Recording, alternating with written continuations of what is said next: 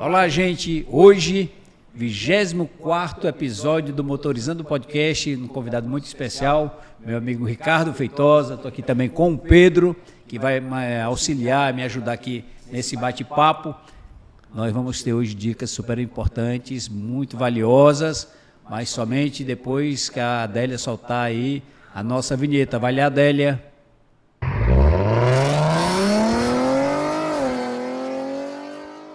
Ricardo, primeiramente, muito obrigado, amigo, por ter aceito o convite de estar aqui conosco hoje no Motorizando Podcast. O Ricardo é um jovem, mas ao mesmo tempo já tem um bom tempo, uma boa jornada no meio automotivo, começou com pesados, né? Mas eu queria, Ricardo, que você contasse um pouquinho da sua trajetória, mas antes falasse um pouco da sua vida pessoal também, para todos pudessem lhe conhecer, casado, pai de quantos filhos, enfim. Bora lá. Ricardo, conta um pouquinho aí da tua vida, por Rapaz, favor. primeiro agradecer aí, é uma honra estar aqui com você. Você, como eu já lhe falei, é um cara com zero antipatia, né? Todo mundo gosta de você, todo mundo fala bem. E, de fato, você representa muito bem o sindicato. Obrigado. Eu acho que é raro ter alguém presidente do sindicato que tenha essa total credibilidade no meio, né? Hoje eu sou lojista também, apesar de a minha vida ser toda em concessionária, né? Mas, enfim, eu vim do sertão, né? Como a gente estava comentando, meus pais vieram lá de Antonina, em Aiuaba. Lá perto da região da minha da tua e região, principalmente do meu pai, né? E aí, eu tenho, assim, como grande referência comercial, sabe? O meu avô, seu João Batista Reis, foi um comerciante lá na década de 50, 60, não de carro. A família Reis é muito forte no comércio, né? Inclusive, a família Reis foi quem fundou aqui a Federação do Comércio no Ceará. E é engraçado que quando eu fui fazer o cadastro da loja, aí nosso sobrenome é Reis Feitosa, né? Aí todo mundo disse, pô, tem lojista Reis e tem lojista Feitosa, né? E vocês são a Reis e Feitosa, então vai dar certo. É verdade. E são, inclusive, bem tradicionais e muito fortes no mercado de seminovos, né? Tanto o Daniel Reis quanto o irmão Feitosa, o Geraldo e a Ana. Isso. A família é uma só, apesar de ser grande, né? Tanto uma família como outra, a gente não é parente próximo. Mas eu acho que tá no sangue o comércio, sabe? E meu pai também, enfim. E aí eu sou pai do Ricardo, tenho um filho agora que está fazendo 3 anos. Não é Ricardo Júnior, é Ricardo com 2 Cs, que a mãe Luana com 2 Ns quis ter a marca dela também, né? Tá certo. E hoje sou divorciado, tal, tive 2 casamentos, eu brinco que eu vou ver se eu pego o Fábio Júnior aí já. Comecei há 23 anos, né, como você estava falando. Eu tive a sorte de fazer administração de empresas na UES, na Universidade Estadual, e tive a sorte no 3º semestre entrar como trainee na Ceará Diesel. Tá. Eu não lhe conheci na Ceará Diesel, eu acho, não lembro pelo menos da Ceará Diesel, mas eu já lhe conheci na Sedan. Que era da Ceará Diesel. Que era da Ceará Diesel, isso, né? Isso. E já tem um tempinho 2006, mais ou menos, né? Foi por aí mesmo, verdade, 2006. Então você já tem uma boa trajetória e começou na Ceará Diesel com pesados, é isso? Isso, eu entrei como estagiário na época. E aí eu tive a sorte de pegar um diretor, que era o Kleber Jorge, que foi de fato um professor, sabe? Eu fazia a faculdade de administração na UES e tudo que eu aprendia, ele colocava correspondência na operação da concessionária, me colocava para aprender em todos os setores, me orientava, me dava livro para ler e tal. Então eu tive assim, um grande professor naquele momento inicial da minha vida. Que eu brinco, que eu cheguei na Ceará Diesel, eu não sabia passar nenhum fax, que na época ainda tinha fax, né, 2003. E aí eu tive a sorte lá com o Kleber, com o Varela, com o Henrique Magalhães. O Kleber, até pouco tempo atrás, eu digo assim, até poucos anos atrás, ainda estava na operação na Ceará Diesel, né? Isso. A Ceará Diesel passou por uma reformulação, na questão de a própria sucessão, né, do Jacob Barata, e aí mudou muita coisa lá. Que foi uma pena, né? Porque a empresa era a cara do Kleber, era a cara do Varela. E, assim, aprendi muito. Em 2006, eu concluí a faculdade e o Kleber me deu a missão de ser gerente de pós-venda da Sedan, né? Automóveis, Mercedes e Daimler Chrysler, que estava nascendo à época. E eu fui ser gerente de pós-venda sem saber nada de mecânica e tal. Realmente zero. Era muito mais gestão. Na prática mesmo. Aprendi na prática, e o Kleber, engenheiro mecânico, me dava umas dicas e tal, e eu ali junto com os mecânicos, a gente ia aprendendo no dia a dia. E aí, logo um ano e meio depois, eu tive a oportunidade de vir para a área comercial. Foi aí que a gente se conheceu, você comprou o PT Cruiser na época. Sim, foi. E você não mudou nada não, viu, Everton? O negócio está dando certo, viu? Já faz Os cabelos são todos brancos, viu? Mas... Não, mas teu cabelo já era branco. Já era branco, é verdade. Então, já tem tempo. O Pedro aqui... Tá pintando o Pedro. Não, é porque eu cortei, O Pedro já tinha os cabelinhos brancos. Uns cabelinhos brancos, já. Porque olho pra você, é o mesmo Everton que em 2006, 2007. Eu brinco com os cabelos do papai, se eu chegar nos 30 com o cabelo assim, um pouquinho preto, tá bom já. meu pai foi ter cabelo branco com 60 e pouco. No ritmo que vai, é mais fácil eu ficar sem cabelo do que ficar com cabelo branco. Né? Mas enfim, aí depois de automóveis Mercedes, que assim, a Mercedes ela tem como marca uma estruturação muito interessante mundial, sabe? Eles têm CSAILS, que é um programa de desenvolvimento para os vendedores, né? Que era a minha primeira função na época. C-Management, que é uma carga horária de pós-graduação para formar gestores para as concessionárias. A Volkswagen também, que é uma empresa alemã, né? A exemplo da Mercedes, ela trabalhava muito semelhante, eu acho que é uma marca de empresas alemãs, e principalmente na formação de sucessores das concessionárias, porque estão sempre olhando lá na frente, né? Eu acho que essa escola alemã, assim, depois eu tive a oportunidade da Mercedes, a gente foi promovido, e eu fui abrir a Mercedes em João Pessoa pelo grupo Newland.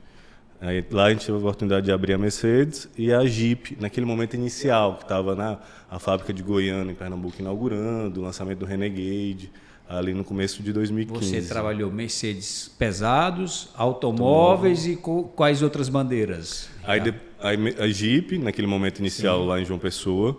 Aí deixar minha gratidão aí para o Luiz Teixeira e família, que aprendi muito com eles. Eu acho assim, o Luiz Teixeira... Uma grande empresa. E o Luiz Teixeira é um grande comerciante.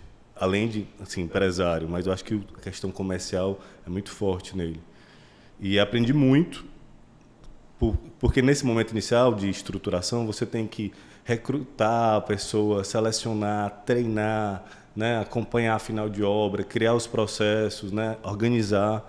Nas marcas, todas as marcas, você tem uns guides, né, para trabalhar, né, tem uns nortes. Que é muito mais fácil do que numa revenda, né? Uma revenda de seminovos, você abre as portas e você meio que vai aprendendo no dia a dia, né? Com a prática, né? Com o esforço diário. E, naturalmente, você quebra muita cabeça, né? Erra, até mais do que acerta. O padrão no seminovo também acaba diferenciando um pouco, você trabalha com mais marcas. Então você mais difícil, né? É mais difícil. Você tem um estilo ali, numa Mercedes, você trabalhava só com Mercedes, né?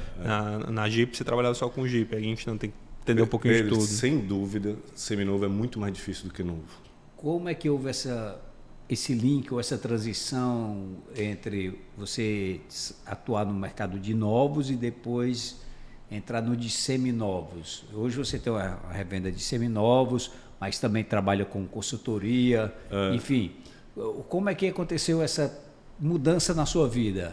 Pois é, aí eu tive essa experiência. Depois da Jeep veio o BMW, aqui em Fortaleza já, e depois Peugeot e Citroën, sempre tendo a oportunidade de abrir concessionário, fazer esse processo novo. E aí meu irmão, sempre, apesar de não trabalhar em concessionário, ele sempre foi muito apaixonado por carro. E aí ele, muito mais do que eu, tinha o hábito de comprar 2, 3 carros e vender e tal, e trabalhar. E eu, como trabalhava muito focado na concessionária, e até por uma questão, né, de ética, de compliance, eu nunca trabalhei com seminovo em paralelo. Mas tinha minhas economias, né, ao longo dos anos. E aí em 2021, a loja vai fazer 4 anos agora. Em 2021 a gente abriu a Seara Motors, que fica ali na Barão de Stuttgart, vizinha à Torre Quixadá. É uma loja pequena, a gente tem um estoque de 30, 35 carros.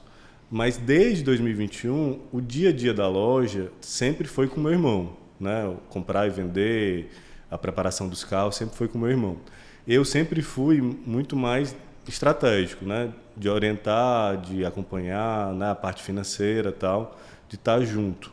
Por sinal, até agradecer meu irmão, assim, eu tenho um orgulho danado porque eu sou o irmão mais velho, né? Lá em casa nós somos 3 homens.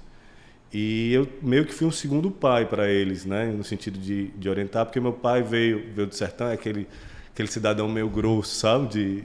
De não ter se adaptado aos tempos modernos, né? Apesar de que os valores de educação, de honestidade, todos vieram muito forte da parte dele. Mas essa orientação para a vida, eu acho que veio muito do que eu aprendi e trouxe para casa, sabe? E os meus irmãos, tanto o Vicente como o Thiago, são um grande orgulho assim para mim. O Vicente, que está tocando a operação da loja, é um cara que me surpreende, assim. Porque, como eu estava falando, Pedro, o seminovo é muito mais difícil que novo, né, Everton? Sim. Começa que logo para comprar. O novo você compra para um pedido, né? O seminovo você não tem como pedir a ninguém. Você tem que garimpar, ir atrás e ter boas fontes, né? Tanto é que você vê, quando você vai ver as histórias das concessionárias, por muitos anos as concessionárias não trabalhavam seminovos, né? Verdade, sempre terceirizavam isso, tinham um lojista parceiro, porque não sabiam fazer, né? As que faziam, às vezes, tomavam prejuízo e tal. E aí, só muito recentemente, eu acho que com os adventos de OLX, autoavaliar também, eu acho que ajudou muito. Essas ferramentas realmente ajudaram a você ter padrões mais, dizer assim, aferidos, para você não cometer tantos erros. E como o carro usado, o dono tinha que estar dentro e o empresário concessionário não tinha tempo para estar dentro do negócio do usado, né? Ele tinha que confiar essa operação para um terceiro, então muitas vezes não dava certo realmente. Você tem razão, é isso aí. E aí hoje a nossa consultoria veio muito nesse sentido, nesse ponto que você falou, que é possibilitar ao lojista, ao empresário, que ele saia do dia a dia da operação, assim como um dono de concessionária consegue sair, mas com segurança, né? Com processo, com estruturação. Então, a gente tem feito consultoria nesse sentido, de colocar o trabalho que a gente fez na concessionária, que a gente aprendeu junto às marcas, né? Mercedes, BMW, Jeep, para trazer para a loja de seminovos e possibilitar que o empresário, né, o proprietário da loja, ele saia da operação, não no sentido de simplesmente sair, né, que aí seria fácil, né? Mas delegar, né? Mas delegar com responsabilidade, com acompanhamento, com segurança, né? A gente fez agora... Ricardo, era isso que eu lhe pedi. Você tem algum caso concreto assim que você possa exemplificar aqui para que quem está nos assistindo saber assim, como era que estava uma determinada empresa, com a sua chegada, com a sua consultoria lá, quais as mudanças? Eu vou até mais além, né? A própria empresa dele, porque para você poder prestar consultoria, você tem que estar saindo da loja, né? Não pode estar lá o tempo todo. Verdade. E assim, o grande ponto que eu vejo é você treinar as pessoas. Eu acho que, inicialmente, treinar as boas pessoas. E aí entra a questão da recrutamento e seleção. Eu sou apaixonado, assim, principalmente por pessoas jovens que você sente no olhar aquela vontade de aprender, sabe? E você treinar essas pessoas, né, colocar dentro de uma estrutura que elas se desenvolvam, é muito bonito de se ver. E as pessoas crescem e a empresa cresce junto, né? Então, eu acho que o primeiro ponto é treinamento de pessoas. Você tem que gostar de gente. Eu acho que todo empresário de sucesso ele tem que gostar de gente para poder fazer com que o negócio cresça, parte daí. E a partir daí a gente vai organizando e estruturando. Eu fiz recentemente uma consultoria que terminou agora em janeiro, na JBS Motors, lá em Recife. É um grupo grande, já bem tradicional. E aí eles têm mais de uma revenda? Eles são revenda de veículos seminovos, mas vendem muito zero também. Mais um ponto só, uma loja somente, ou mais de uma loja? São originalmente 5 lojas, sim. Uma loja grande. Aí meu abraço para o Solon e para o Saulo, né, que são os filhos, e seu Solon, que é o fundador. Eles originalmente, agora, estavam com 5 lojas. Uma loja grande, voltada mais para ticket médio mais baixo, carro mais popular, e outras 4 lojas lá na região do Pina, que é uma área mais nobre, sim, voltada para um segmento mais sofisticado. Eles vendem muito Porsche, muito BMW, carro premium mesmo. Acho assim, a grande expertise deles é essa. E eles fazem, ao longo dos anos, aí são mais de 30 anos de JBS. Ontem eu acho que eu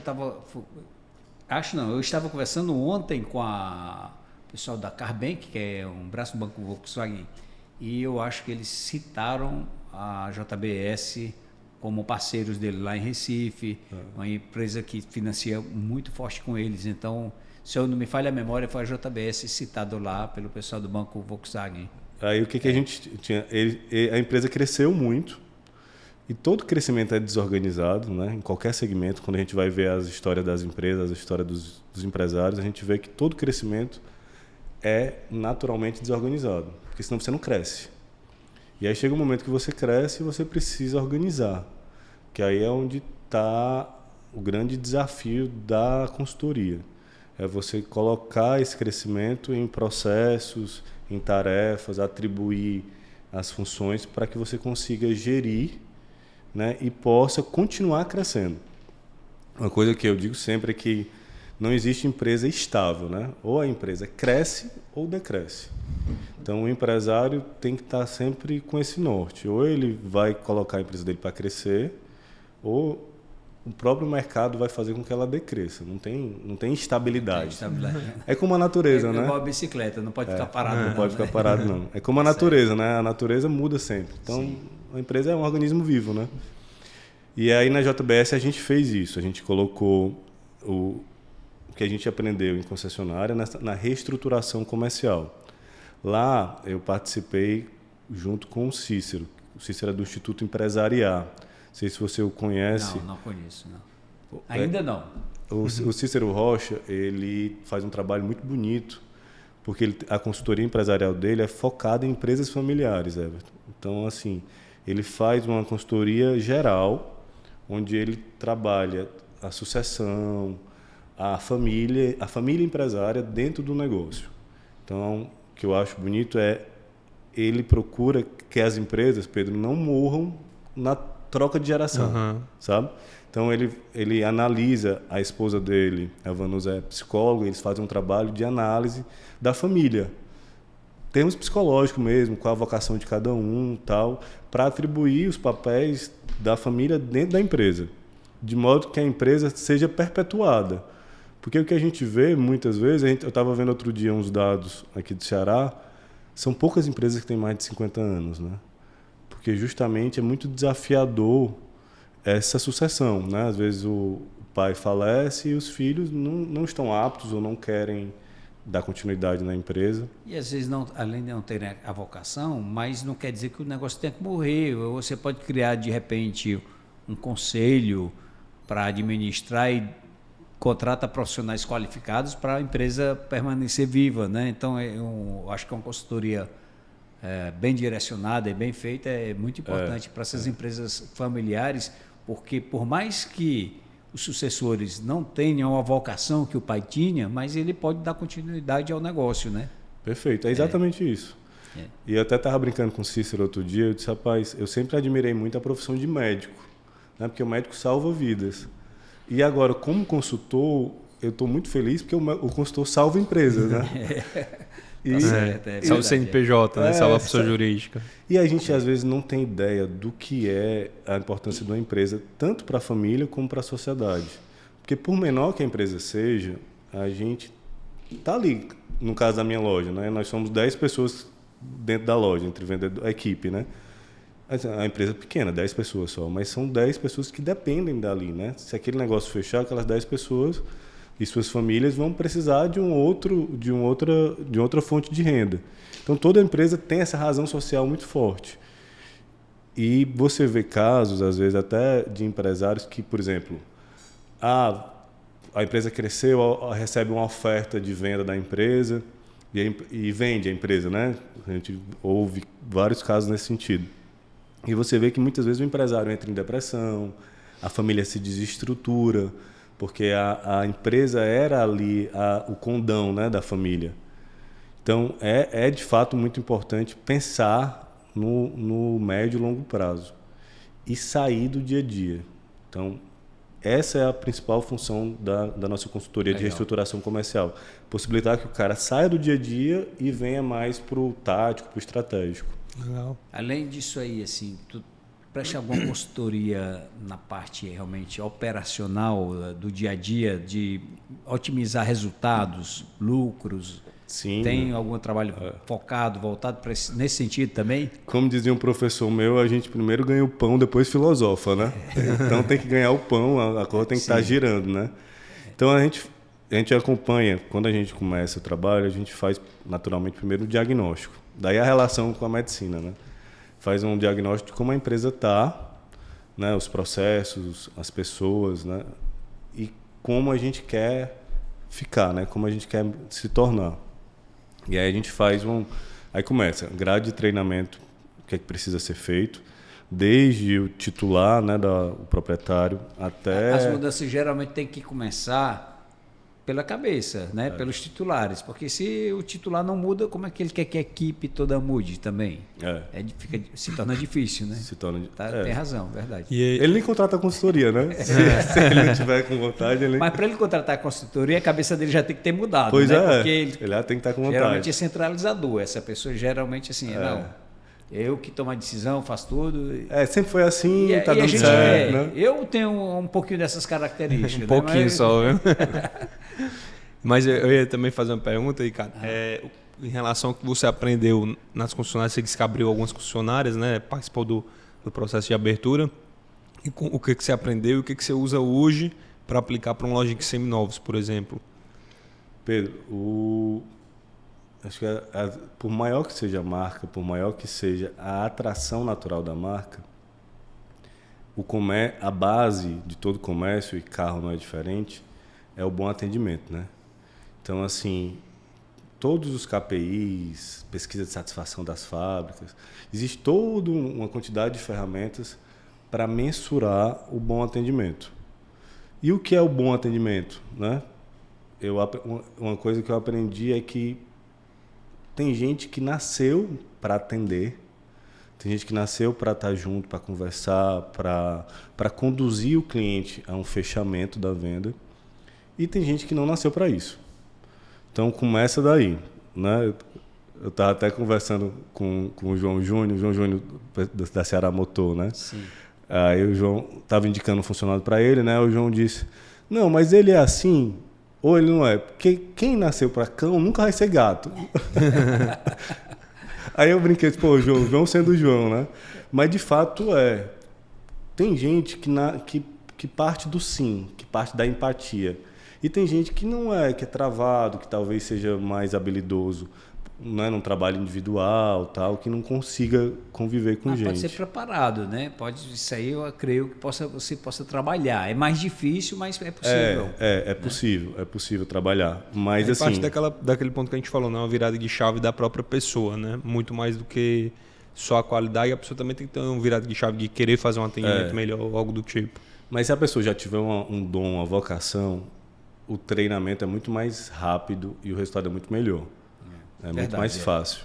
E eu acho que a gente fala sobre inteligência artificial, né, essa automatização de processo e tal, que a gente trabalha também isso, né? A gente faz implantação do CRM, que é uma coisa que, engraçado, né? No segmento de seminovos, poucas empresas trabalham bem a questão do CRM, né? E a gente sabe o quanto é recorrente, né, o que os clientes voltem a comprar. Estava vendo outro dia um podcast, eu acho que era da Stage, né? Stage Motors. Ele até citou o nome da JBS, que o pai já comprava de carro. Verdade. E aí o pai trocava de carro com frequência e tal. E a gente vê isso muito, né? A nossa loja vai fazer 4 anos, mas a gente já tem cliente que comprou 3 carros com a gente. Então você tem um trabalho de confiança, porque carro é confiança, né? E aí, mesmo com esse trabalho no dia a dia, isso não é feito de maneira estruturada. Muitas vezes a gente chega em loja que o cara não tem nem um CRM. 2025 o cara não tem um cadastro dos clientes, não tem um CRM atuante, não tem uma pessoa que entre em contato de maneira sistemática com o cliente, não tem a régua de contato. Então essa estruturação mais básica a gente faz também, né, mais operacional. Mas como eu ia falando, isso acho que a grande lição todas as marcas foi o foco que as marcas têm em atendimento ao cliente. Todas as grandes marcas, eles trabalham os concessionários em cima de dois grandes norteadores, né? Que é atendimento ao cliente, satisfação do cliente, que também é uma coisa que muita loja de seminovos não faz. Não há uma área dedicada. Quando a gente fala uma área, parece uma coisa grande, né? Não há nenhum processo, porque esse processo pode ser feito até pelo próprio dono. Sim. Não há um processo de acompanhamento após a entrega, de satisfação do cliente, que é uma coisa que a JBS, por exemplo, sempre fez muito bem. Tiver algum problema, resolve e tal, mas isso muitas vezes não é feito de maneira estruturada. E a outra coisa que a concessionária faz muito forte é participação de mercado, né? Você tem que participar, você tem que estar acima do nível nacional. Mas aí, para seminovo, isso não é tão aplicado, porque são várias marcas e tal. Ricardo, você tocou num ponto que eu acho que está muito em evidência atualmente, que é a inteligência artificial, né?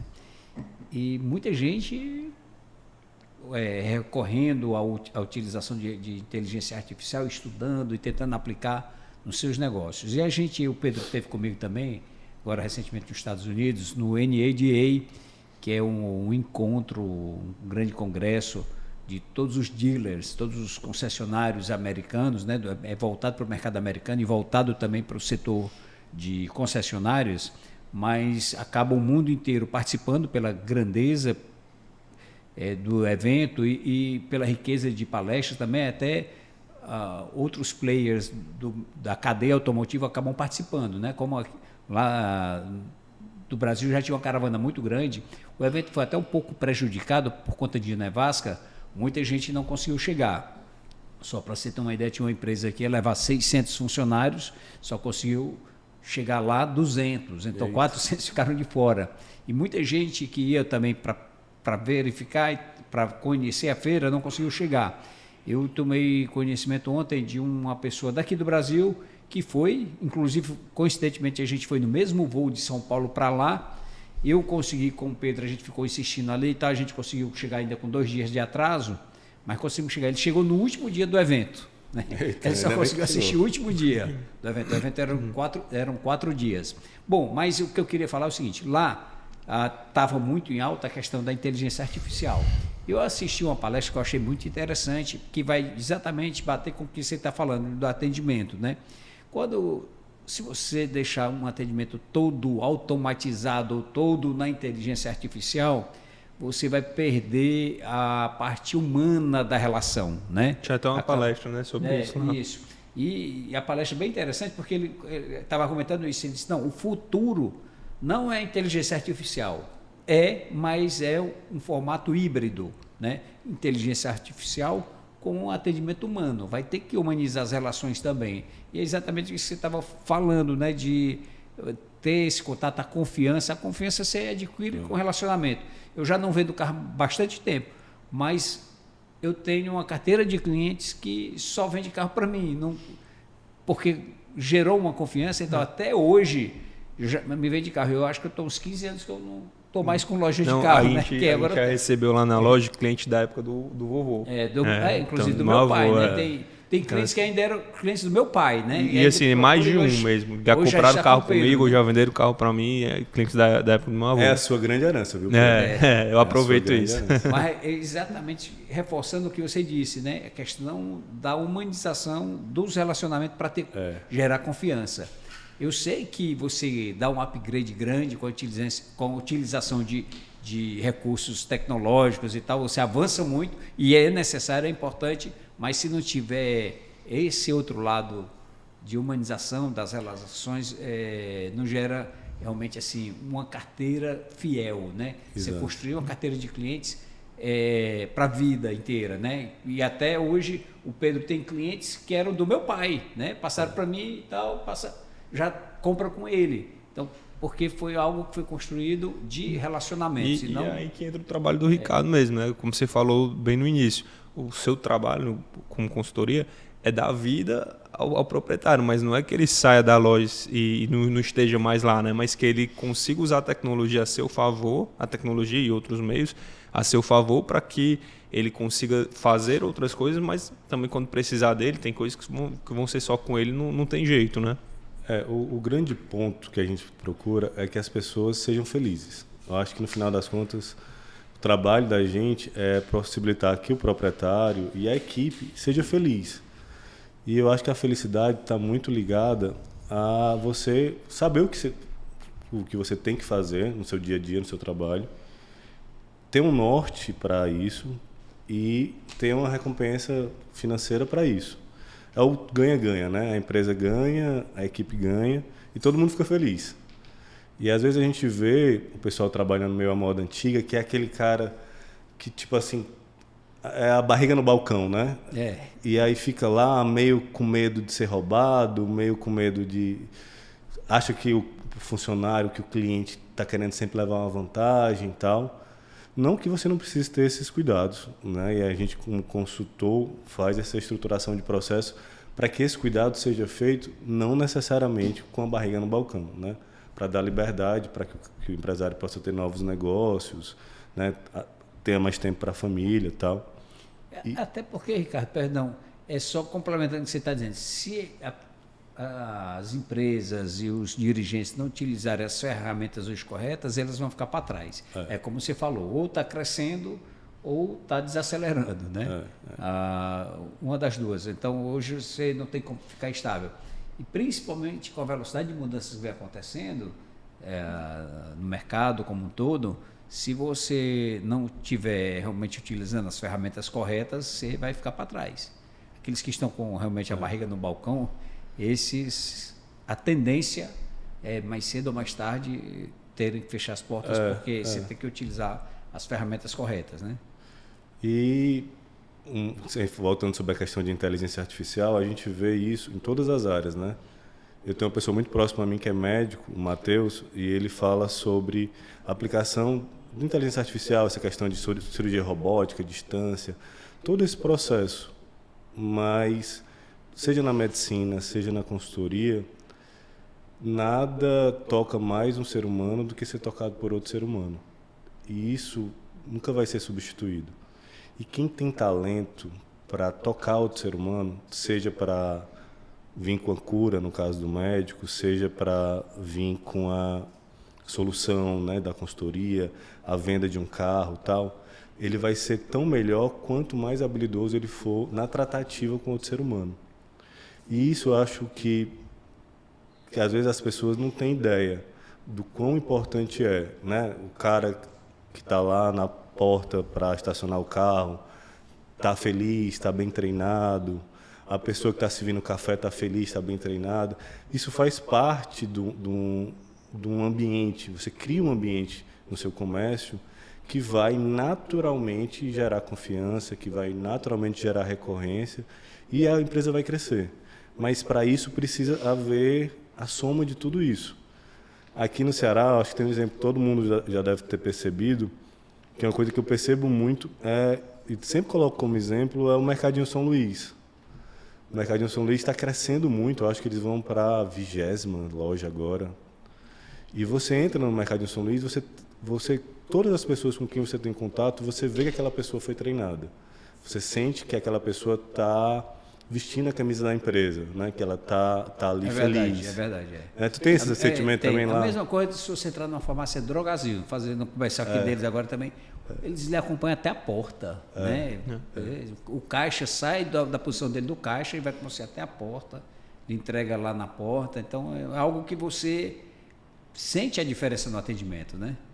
E lembra que nossos avós faziam isso, né? Então essa flexibilidade que esse trato humano sempre veio, é da humanidade. Eu acho que em algum momento a gente perdeu isso, às vezes formalizando demais a relação, às vezes com muito processo, que é outra coisa também, que eu chamo a atenção, que você falou sobre a questão o que é aplicar da concessionária para a revenda, que é uma coisa que a gente nunca quer fazer, é travar o processo, né? Várias concessionárias, você vê a loja, você compra hoje o carro e demora 8, 10 dias para receber, né? Sim. Porque tem um processo, porque tem que dar baixa no financeiro, tarará. Tem todo um processo a ser seguido e você tem essa frustração, né? De comprar e às vezes demorar 8, 10 dias para receber. Então, numa loja de seminovos, lá na nossa a gente vende e entrega no mesmo dia. Eu acho que muita gente consegue fazer isso, né? A gente já fez vendas de entregar sem ter vendido ainda. Não, você leva, experimenta. Se você gostar, você fica. Se não gostar, devolve. Não tem problema. Já fizemos isso muitas vezes, né, Pedro? Inclusive o Pedro ainda faz hoje. É até da minha sogra. O primeiro carro que minha sogra comprou não comigo. Conta, não, tem que ser cliente. Mas cliente também. Ela não era sua sogra na época, né? Não, era minha sogra. Mas foi lá comprar um carro, ela na dúvida do carro, não, faz o seguinte, leva o carro para casa, e outros clientes também, inclusive a Mercedes recentemente, um amigo chegou lá na loja, falou assim, Pedro, tô querendo comprar o carro, tal. Aí o Jardim atendeu, foi direcionado para um carro, acabou gostando de outro. Falei, não, faz o seguinte, vai para casa no carro, fica no carro. Fiquei sem carro, inclusive, deixei o meu carro com ele. No outro dia ele me ligou, não, gostei do carro, vou ficar. Então, assim, realizei a venda através desse método mesmo, que eu aprendi com o papai, inclusive. Eu já com meu pai. Então, né, são assim, práticas que a gente... Boas práticas que a gente vai passando, né? E não vai ter inteligência artificial no mundo que reproduza isso, que substitua isso. Eu sempre falo que o bom vendedor é aquele que se adequa ao cliente, né? Eu, quando era vendedor na Mercedes, e fui por 2 anos o vendedor que mais vendeu no Brasil, viu? Mesmo estando no Ceará. Fui premiado, viajei para vários lugares, assim. Eu tenho muita gratidão, assim. Foram 14 anos de Mercedes. E aquela história que o Nizam Anais fala, né? Que só o trabalho possibilita você conhecer pessoas e lugares que de outra forma você não conheceria, né? Então, isso daí eu tenho muita gratidão. E você estar com pessoas é você tentar se adequar à pessoa, né? Então, na Mercedes, eu tinha, às vezes, um cara que entrava, né, de sandália havaiana, de maneira muito simples, e, às vezes, tinha um cara que entrava de paletó e gravata e tal. E vou te dizer que, em 14 anos, Everton, se fosse para escolher... Vendedor não escolhe cliente, né? O bom vendedor, ele atende, se adequa ao cliente e, né, conversa, cria um relacionamento. Por sinal, eu tenho vários amigos que antes iniciaram a amizade como cliente. Eu acho que certamente você também, sim. O Pedro também. Aliás, eu lhe conheci como cliente. Exato, é verdade. Você comprou lá o PT Cruiser Cabrio. Que se tivesse hoje, era carro de colecionador ainda. Né, cara, eu me arrependi já de ter vendido esse carro. Esse carro, vou até contar uma história. Quando eu estava no intercâmbio, que eu fiz 18 anos, eu estava no intercâmbio. Aí eu recebi uma mensagem. Esse já foi o segundo. Era um preto. Esse era um prata, é? Não, era um preto. Não, o que eu comprei com o Ricardo foi um prata. E esse eu não lembro se era preto ou era prata, porque eu tive um preto depois também. Ele estava no intercâmbio e tinha 16, 17 anos ainda, né? E eu querendo que ele voltasse logo, ele querendo adiar a volta dele, eu digo, seu carro está aqui na garagem. Mandou a foto do carro. Boa estratégia. Quando eu cheguei, demorou, eu vendi o carro. Quando eu cheguei aqui, aí ele, Pedro, tô com proposta no seu carro. Não, pai, não quero vender, não. Ele, não, mas não tem querer. Aqui a gente vende. Aí ele vendeu o carro antes de eu pegar no carro. Aí foi também aí que eu peguei apego por qualquer carro. Não, o carro é para comprar e vender, não é para usar, não. É verdade. O bom vendedor, como eu estava falando, não escolhe cliente, né? Atende todos os clientes da mesma forma, se adequa ao cliente, que eu acho que a grande arte é essa. Se o cara é mais, né, tem um vocabulário mais erudito, tal, o vendedor precisa entrar junto. Se o cara é mais simples também. Então, eu acho que a grande arte é se adequar ao cliente. Mas, ao longo da minha vida, trabalhando com carro de alto padrão, se fosse para escolher cliente, eu escolheria o que entra de Havaiana ao que entra de terno. Porque, por minha experiência, vendi muito mais carro para o cidadão que entrou de maneira simples na concessionária do que aquele que entra meio com pose, não sei o quê, né? Eu nunca usei terno, com certeza no dia que eu comprei um carro lá, eu não fui de terno, não. Assim, no dia a dia, né? A gente usa terno no dia a dia. Mas valeu, Ricardo, muito bom. Ricardo, só falando aqui, eu trouxe esse mascote aqui de uma empresa americana, justamente tem a ver com tecnologia, né? Agora, a gente tem que utilizar a tecnologia como uma ferramenta para melhorar as nossas relações e não para substituir as nossas relações, né? E essa empresa aqui, eu vou citar o nome dela aqui, o mascote é um Carfox, aí faz um trocadilho aí com Carfax, que é o nome da empresa, e a empresa lá, ela possibilita você, empresário ou qualquer pessoa, a ter as informações de qualquer veículo em qualquer estado dos Estados Unidos, não importa de onde o carro seja. Você pegou a informação do carro, da placa ou da numeração do chassi, do VIN, né, que eles chamam lá de numeração do chassi de VIN number, você pegando a informação, ele puxa se o carro já foi acidentado, se a quilometragem do veículo, quantos proprietários o carro já teve, enfim, todo veículo lá nos Estados Unidos, quando você entra para fazer qualquer serviço em qualquer empresa, aquela informação ela é passada para o prontuário do veículo, né? Existe essa conexão, essa ligação entre quando você lançar na sua empresa o chassi do carro, a placa do carro para fazer um serviço, automaticamente ela vai para o sistema do departamento de trânsito, que essa informação fica lá. Inclusive, os carros ficam registrados em cada passagem, em cada entrada, a quilometragem. Então, você consegue ver, em ano tal, o carro tinha X mil quilômetros e tal. Enfim, você tem a informação. E eu trouxe aqui porque hoje a gente tem uma dificuldade grande, aqui, principalmente aqui no Ceará, né? A gente está impossibilitado de ter a consulta completa. Eu espero já que a gente possa estar resolvendo esse problema, mas a gente está com essa dificuldade no Ceará, porque você compra um carro meio que no escuro, sem saber muitas informações do carro. Né? Isso até, acho que é muito, muito desrespeitoso ao cidadão. Né? É muito ruim para a gente como empresário, como lojista, mas é mais sério ainda, é mais desrespeitoso ao direito básico de todo cidadão. Sim. Né? De ter informação. De ter informação, Porque, principalmente aqui que a gente tem uma legislação muito assim, protecionista de bloquear bens. E muitas vezes existe uma questão trabalhista que aquele carro está bloqueado por conta... Então, essa informação ela tem que ser pública, tem que ser e acessível, de fácil acesso para quem precisa. Né? O carro é um bem de alto valor para muitas pessoas, o principal bem, né? Principalmente a gente vê muita gente que às vezes não tem um imóvel, mas tem um carro. Então, o investimento da pessoa, né, o patrimônio da pessoa, muitas vezes está ali no automóvel. E é justo que tenha todas as informações. Mas assim, Everton, eu sou otimista, sabe? Eu acho que com a tecnologia e com o bom senso das autoridades, eu acho que muita coisa tende a mudar. Sim. Né? A gente hoje teve tecnologia suficiente para ter segurança nas operações, né? Se questionava muito a questão de segurança, mas hoje a gente tem tecnologia suficiente para trazer segurança no repasse de algumas informações, sem prejudicar, talvez, a Lei Geral de Proteção de Dados, alguma coisa desse tipo, porque o dado de um carro não diz respeito a ninguém de dado pessoal da pessoa. E é fácil fazer isso, porque, por exemplo, você não vai dar essa informação apenas com placa, né? Você tem que ter a placa e o Renavan, né? Que aí você tem que estar com documento. Um ou outro. Não. Lá, no caso, é um ou outro. Pois mas porque você está pegando a informação do produto, não é da pessoa. Exato. Né? Não, e é fácil monitorar isso, né? Não tem dificuldade.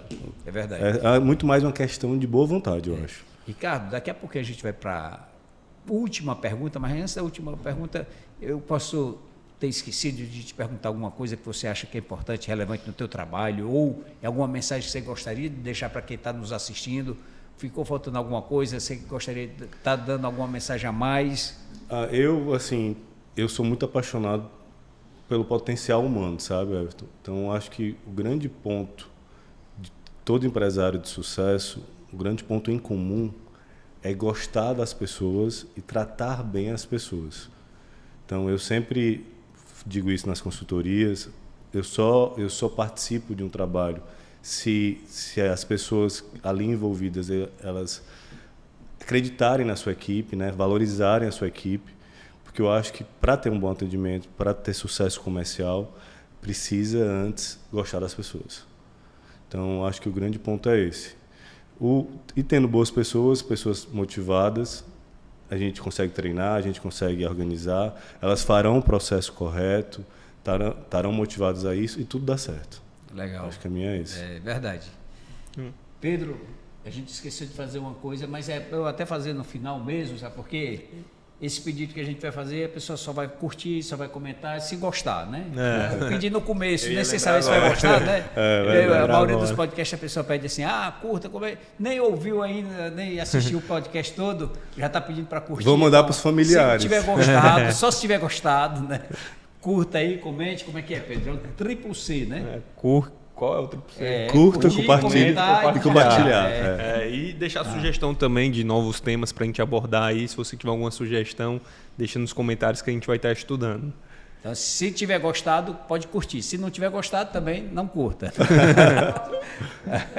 Coloca a mãozinha para trás, negativo. Mas interaja, né? Reaja. Ricardo, antes da gente finalizar, fala pra gente aí como é que entra em contato contigo, tuas redes sociais. Inclusive, eu vou pedir a Adélia, viu, Adélia, para você colocar também aí na legenda. Endereço da loja também. Endereço da loja, na legenda, enfim. Fala aí como é que a gente faz esse contato contigo. No LinkedIn, Instagram, @Ricardo Feitosa, né, como consultor. E o da loja é @Ceará Motors. Ceará Motors. É com S. É um RS no final, né? Ceará Motors não, que senão vai comprar uma motocicleta, né? Né? E Ceará, né? Com SI, como era antigamente. Sim. Sim, é com S, né? Tranquilo. Ceará Motors. Legal. Bom, Ricardo, nós estamos chegando à última pergunta aqui, que a gente gostaria de saber o carro dos seus sonhos, a garagem dos seus sonhos. Né? O que um carro se não for o Mercedes, vai pegar mal. Tô brincando. Eu trabalhei em Mercedes, BMW, tive a oportunidade de dirigir muitos Porsche, muitos carros. Sim, verdade. E assim... Eu me lembro até, eu fui fazer uma vez um test drive de um carro da Mercedes com motor AMG, lá você estava lá no autódromo, né? No autódromo, exatamente. Isso, verdade. Então, assim, eu acho que já tive a oportunidade de ter bons carros também. Então, mas eu acho que o grande carro dos sonhos é o tal do carro dos Jacksons.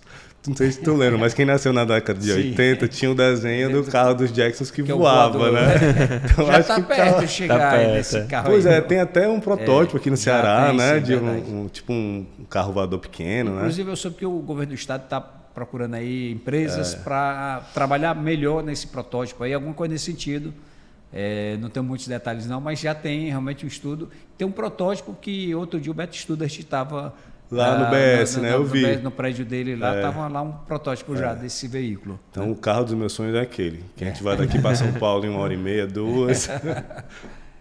Também, né? Mas ia precisar de um hangar, na verdade. E tem que ter cuidado, né? Porque não faz como fizeram nos Estados Unidos agora, né? Um avião com helicóptero. Tem que organizar isso. Né? Vai ser preciso mais organização, né? Verdade.